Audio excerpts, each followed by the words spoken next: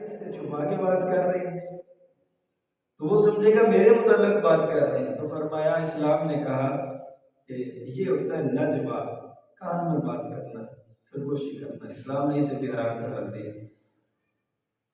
اللہ اکبر۔ آپ غور کریں، اسلام بندے کی عزت پر پہرا کتنا دیتا ہے یار، تھوڑا سا غور کریں اس بات پہ۔ 3 بندے آپ ہی بیٹھے ہیں، 3 میں سے 2 بات کریں، اسلام کہتا ہے تیسرے کی دل آزاری ہوئی ہے، اسلام نے اس بات کو حرام کر دی۔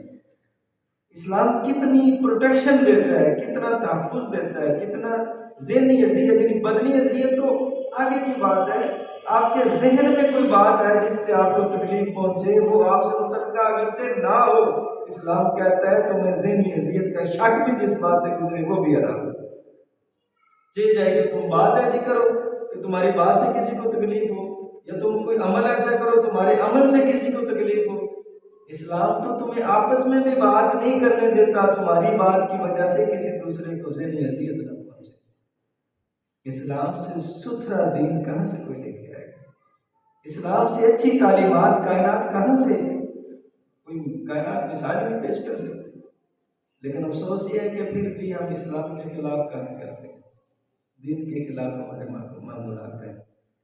اسلام اتنا بندے کی عزت پر پہرا دیتا ہے کہ 3 بندے بیٹھے ہیں، 2 آپس میں بات نہ کریں آہستہ آواز میں، کہ تیسرا کہیں یہ نہ سوچے کہ میرے متعلق بات کر رہے ہیں، تو اس کو جو ذہنی تکلیف ہوگی، اسلام کو تکلیف بھی گوارا نہیں کرتا، اور اس کی تکلیف کی وجہ سے سرگوشی کو حرام کرا دیتی ہے۔ اللہ پاک نے فرمایا لا خیر فی کثیر من نجواہم، یہ منافقین آپس میں بڑی باتیں کرتے پھرتے ہیں، ان کی باتوں میں بلا بھلائی کی بات تو ہے ہی نہیں، کہتا ہے قرآن کہتا ہے کہ ان کی باتوں میں کوئی بھلائی نہیں ہے۔ پھر بھلائی والی باتوں کا اسلام نے پھر ذکر کیا کہ یہ باتیں بھلائی نہیں۔ الا من امر بصدقۃ، پہلی چیز بھلائی کی، الا من امر بصدقۃ، فرمایا ہاں اگر کوئی کسی کے کان میں بات کرے تو اس کے لیے جائز ہے جو دوسرے کو صدقہ کرنے پہ ابھار رہا ہو، صدقہ کرنے کی ترغیب دے رہا ہو تو پھر کان میں بات کرنے کی اجازت ہے۔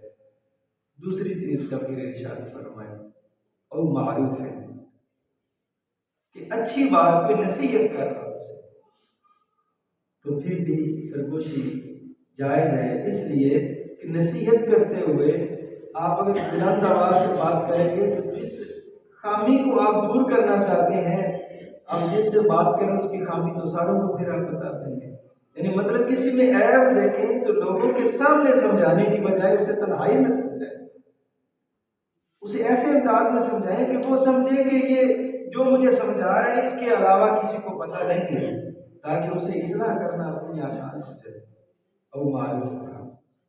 لیکن یہاں ہماری کوتاہی کیا ہے؟ ہماری کوتاہی یہ ہے کسی کی خامی کا پتہ چلے سے سمجھانا مقصود نہیں ہوتا، کچھ حال نہ